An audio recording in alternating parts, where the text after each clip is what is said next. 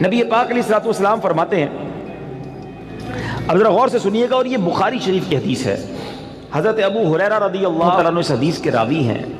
نبی پاک علیہ الصلوۃ والسلام نے فرمایا، کسی عورت سے نکاح کے لیے 4 چیزوں کو مد نظر رکھا جاتا ہے۔ نارملی 4 چیزیں یا 4 میں سے کوئی 1-2 چیزیں لوگ دیکھ رہے ہوتے ہیں۔ نمبر 1، اس کا مال، پیسے والی ہے کہ نہیں۔ نمبر 2، حسب نسب، خاندان کیسا ہے۔ نمبر 3، حسن و جمال۔ اور نمبر 4، کچھ لوگ ہوتے ہیں جو دینداری بھی دیکھتے ہیں۔ آقا فرماتے ہیں، تمہاری ناک خاک آلود ہو یا تمہارا ہاتھ خاک آلود ہو، تم دیندار عورت کے حصول کی کوشش کرو۔ یعنی دینداری کو فوقیت دینی چاہیے۔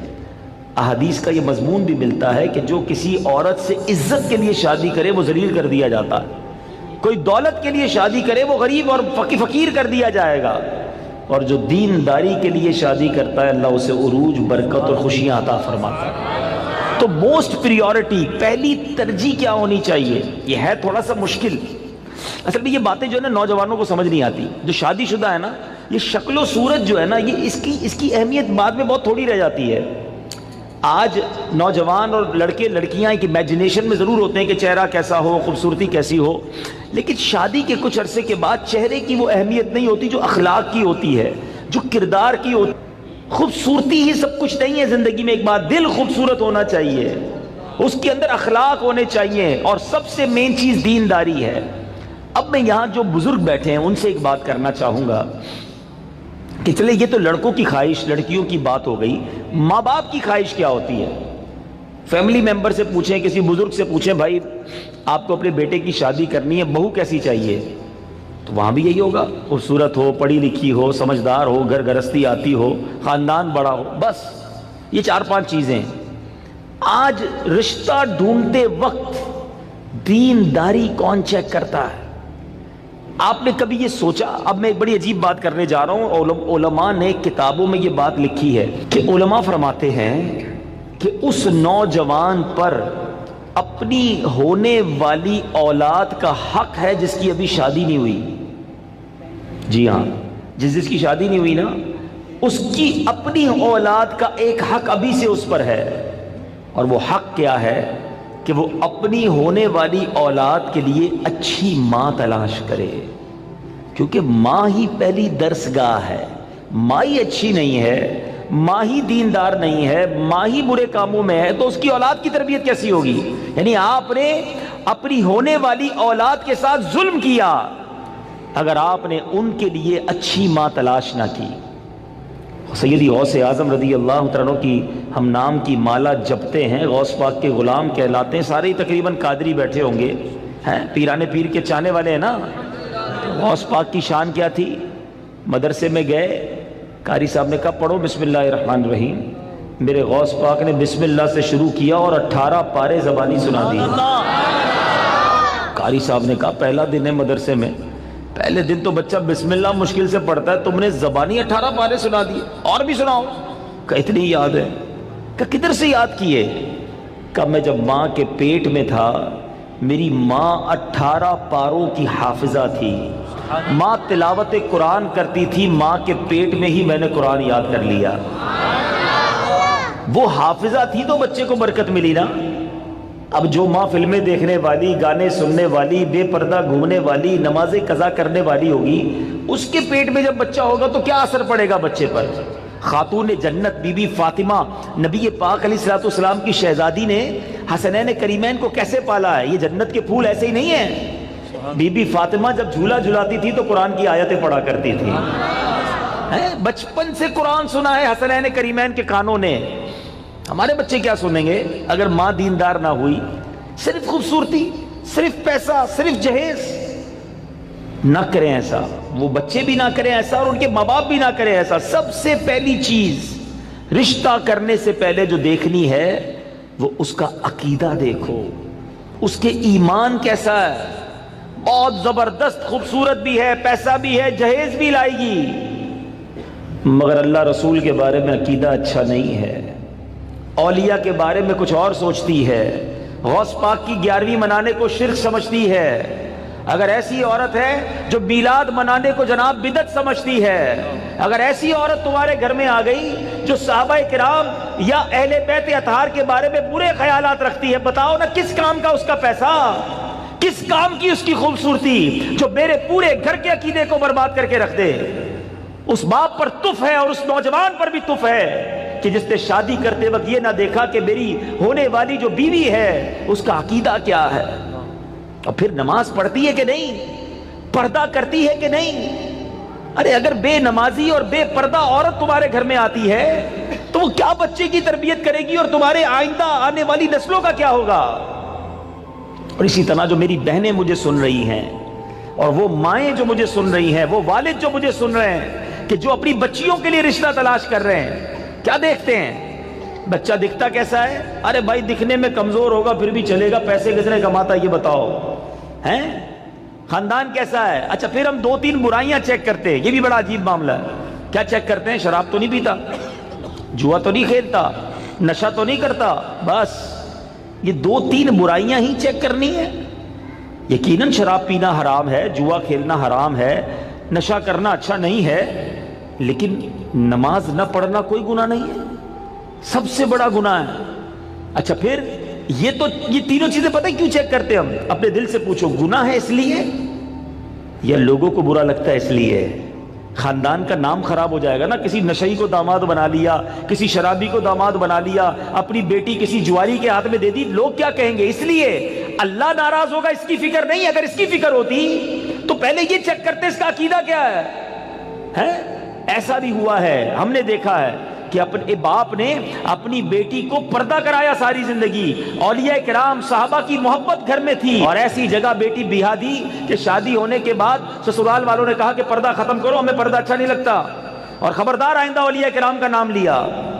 اب باپ سر پکڑ کے روتا ہے، پتہ نہیں اپنی بیٹی کدھر دے دی۔ اب خیال آیا تمہیں، پہلے نہیں سوچنا تھا؟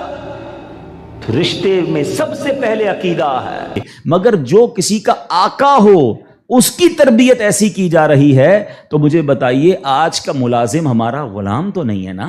آج تو ہم نے اس سے ایک وقت کا اجارہ کیا ہے کہ جناب آپ 8 گھنٹے کے لیے میرے پاس آئیں گے اور پرٹیکولرلی یہ کام کریں گے، جو کام دیا میں اس سے وہ کام لے سکتا ہوں، نہ میرا وہ زر خرید غلام ہے، شام کو جا کر وہ کچھ بھی کرے اس کا میرا کوئی کانٹریکٹ ہی نہیں ہے۔ مگر اس کے باوجود جو آج ملازمین کے ساتھ سلوک کیا جاتا ہے، غلام کے ساتھ اچھا سلوک کرنے کا اسلام درس دیتا ہے، تو ملازمین کے ساتھ تو اس سے بڑھ کر اچھا سلوک کرنا ہوگا نا، کیونکہ وہ تو غلام بھی نہیں ہے۔ مگر آج غریب ملازمین کے ساتھ جس طرح بعض لوگ بیہیو کرتے ہیں، میں ایسا نہیں کہتا کہ سارے لوگ کرتے ہیں، ماشاءاللہ کچھ ہم نے دیکھا، چاہے وہ فیکٹری اونرز ہوں یا مالکان ہوں کاروبار کے، وہ بچوں جیسا سلوک کرتے ہیں، اور کرنا بھی یہی چاہیے۔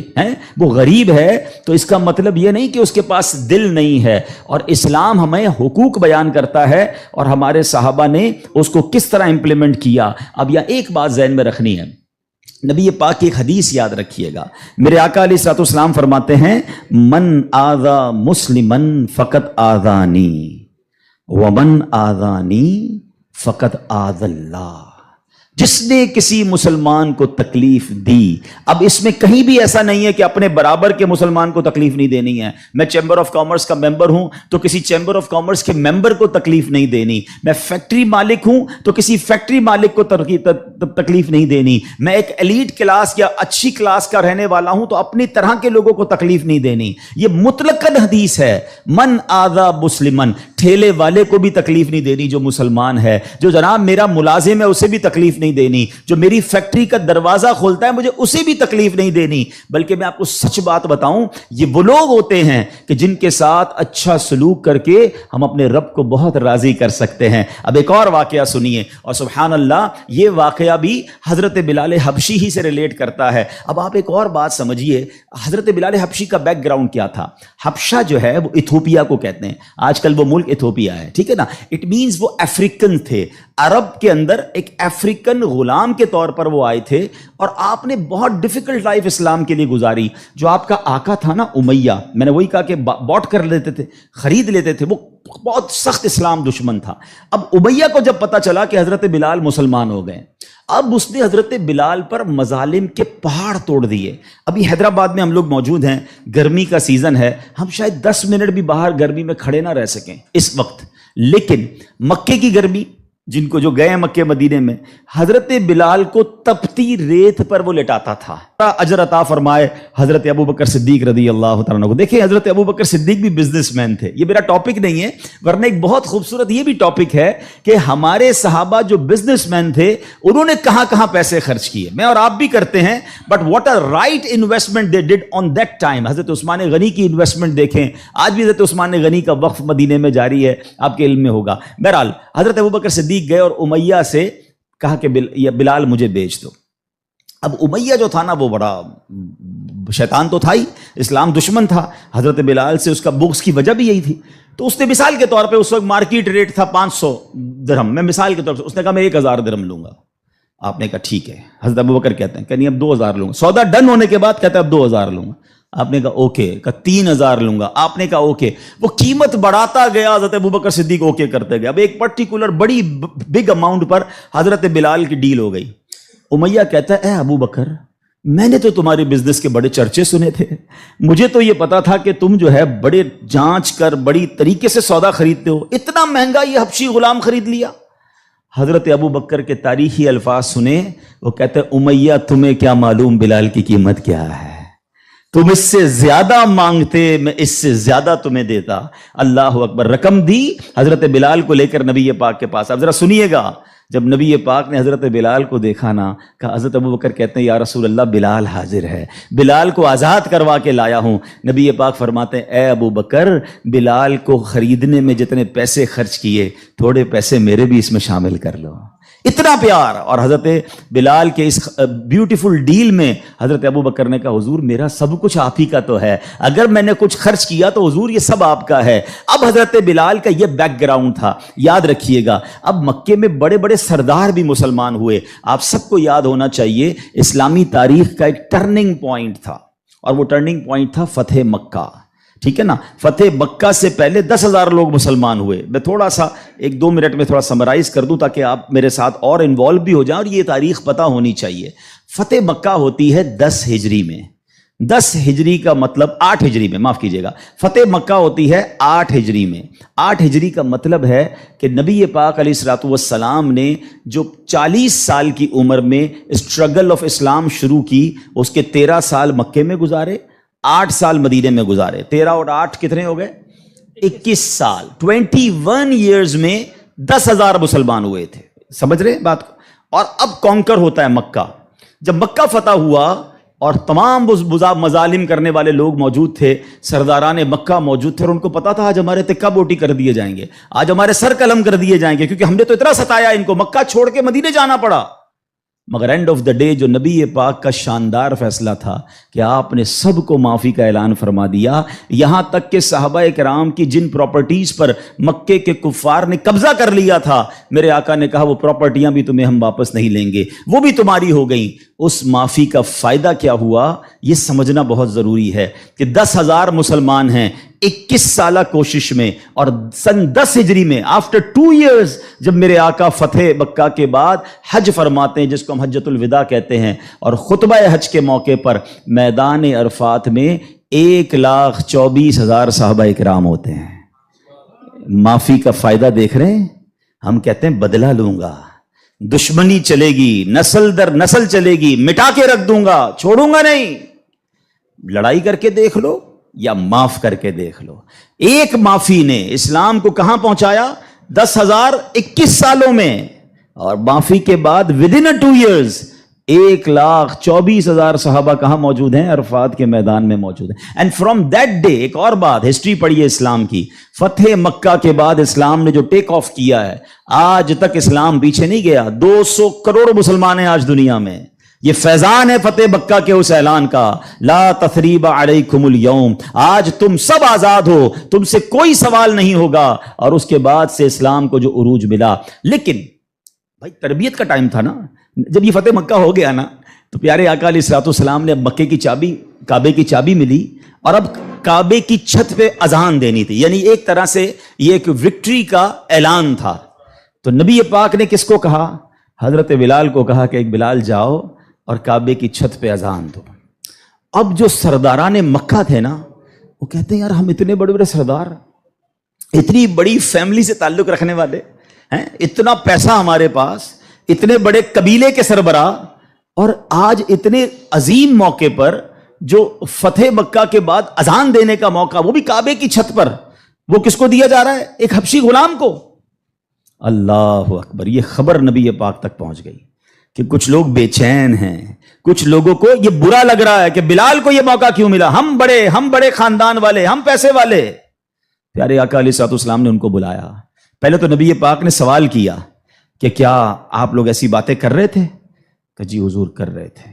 اب نبی پاک نے کیا فرمایا؟ نبی پاک کی گفتگو سے پہلے قرآن کی آیت نازل ہوتی ہے، اور رہتی دنیا کے لیے ایک اصول بیان ہو گیا۔ اب یہ اصول مجھے اور آپ کو یاد رکھنا ہے۔ اللہ کریم قرآن میں ارشاد فرماتا انا اکرمکم عند اللہ اتقاکم، فرمایا بے شک اللہ کے یہاں تم میں زیادہ عزت والا وہ ہے جو تم میں زیادہ پرہیزگار ہے۔ یہ وہ فارمولا ہے جو مجھے یاد رکھنا ہے۔ پیسے والا زیادہ عزت والا نہیں ہے، جناب میں فلاں چیمبر کا صدر تو وزیر نائب صدر تو فلاں علاقے کا ہیڈ تو جناب قومی اسمبلی کا ممبر تو منسٹر یا جناب مل اونر، نہیں، فلاں خاندان میرے سر نیم میں یہ نیم لگتا ہے جس کی وجہ سے میرا بہت بڑا خاندان ہے۔ قرآن نے فیصلہ کر دیا ہے ان اکرمکم عند اللہ اتقاکم، اللہ کے نزدیک عزت والا وہ ہے جو زیادہ پرہیزگار ہے۔ وہ میرا ملازم بھی ہو سکتا ہے، وہ میرا خان سما بھی ہو سکتا ہے، وہ میرا غریب رشتہ دار بھی ہو سکتا ہے، وہ باہر ٹھیلا لگانے والا بھی ہو سکتا ہے، اگر وہ اللہ کی بارگاہ میں پرہیزگار ہے وہ سب سے زیادہ، ہم سب سے زیادہ عزت والا ہے۔ اور یہی اسلام کا حسن ہے۔ اچھا مزے کی بات یہ ہے، ایک طرف تو یہ حسن ہم پریکٹیکلی بھی پریکٹس کرتے ہیں۔ مثال کے طور پہ بعض اوقات آفس میں نماز کا ٹائم ہو گیا اور ہمارے کسی ملازم میں کوئی باشرہ ہے یا حافظ صاحب ہے یا اچھا تلاوت کرنے والا ہے، ہم اس کو کہتے ہیں حضرت آپ نماز پڑھا دیں۔ بالکل اچھی بات، یہ تو اعلان ہے نا کہ بھائی آپ سیٹ ہیں، آپ پیچھے ہیں، اور امامت کون کر رہا ہے؟ ایک نارمل سا انسان ہے، لیکن وہ عبادت گزار ہے، اس کو قرآن آتا ہے، مگر صرف نماز کی حد تک۔ امام صاحب نے نماز پڑھا دی، پھر جا کر اس سے وہی انداز اختیار کرنا ہے جو عام ملازمین سے کرنا ہے؟ نہیں، یہ فارمولہ ہمیں اسلام سکھا رہا ہے۔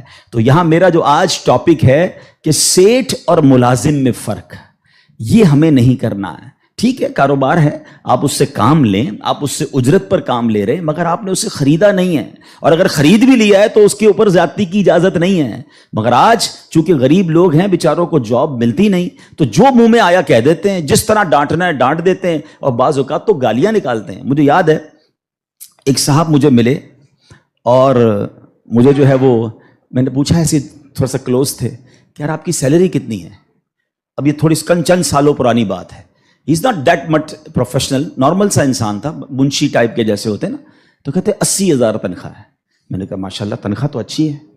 تو کہتے ہیں 40,000 کام کے ہیں، 40,000 گالیوں کے ہیں۔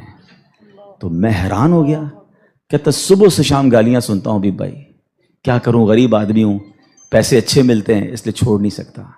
اب میں نے سوچا کہ وہ جو مالک ہے، وہ جو سیٹ ہے، وہ قیامت کے دن کیا جواب دے گا؟ کیا پیسے دے کر گالی دینے کی تمہیں اجازت مل گئی ہے؟ کیا ذلیل کرنے کی اجازت مل گئی؟ ایسا نہ کریں پلیز۔ ہمارا اسلام ہمیں بہت خوبصورت مساوات کا درس دیتا ہے، اور غریب لوگ تو زیادہ ڈیزرو کرتے ہیں انہیں پیار کرنے کا۔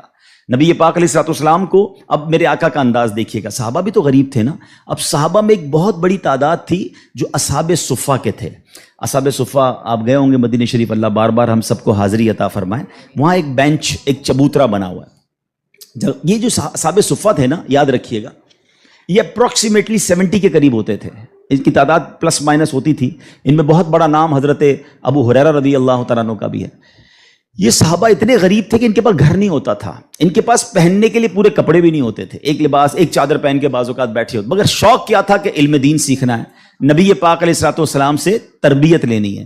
تو کھانا بھی پیارے آقا انہیں بھجوا دیتے اور نبی پاک ان کے ساتھ رہتے تھے. اب ذرا یاد رکھیے گا، صحابہ کرام کچھ تھے جو مزدوری کا کام کرتے تھے. ہمارے ساتھ بھی کبھی کبھی ہوتا ہے کہ یار کوئی محنت مزدوری والا آئے تو اس کے کپڑوں سے اسمیل آتی ہے، کپڑے پرانے ہوتے ہیں، بدبو آ رہی ہوتی ہے، ہم اس سے دور ہو جاتے ہیں.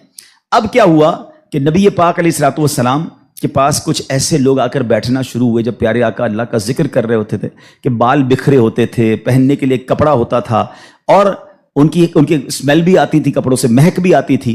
تو نبی پاک علیہ الصلوۃ والسلام نے فرمایا الحمدللہ الذی جعل فی امتی من امری ان اصبر نفسی معہم. سب تعریف اللہ پاک کے لیے ہیں جس نے میری امت میں ایسے لوگ پیدا فرمائے جن کے ساتھ اپنی جان مانوس رکھنے کا مجھے حکم دیا گیا ہے. اور یہ حکم اللہ نے قرآن مجید فرقان حمید میں دیا، وَاصْبِرْ نَفْسَكَ مَعَ الَّذِينَ يَدْعُونَ رَبَّهُمْ بِالْغَدَاةِ وَالْعَشِيِّ يُرِيدُونَ وَجْهَهُ. اور اپنی جان کو ان لوگوں کے ساتھ مانوس رکھ جو صبح و شام اپنے رب کو پکارتے ہیں، اس کی رضا چاہتے ہیں. غریب ہیں مگر نیک ہیں، اللہ کی رضا چاہتے ہیں، ذکر الہی کرتے ہیں. آقا فرماتے نبی پاک ان مزدوروں کے ساتھ بیٹھ جایا کرتے تھے.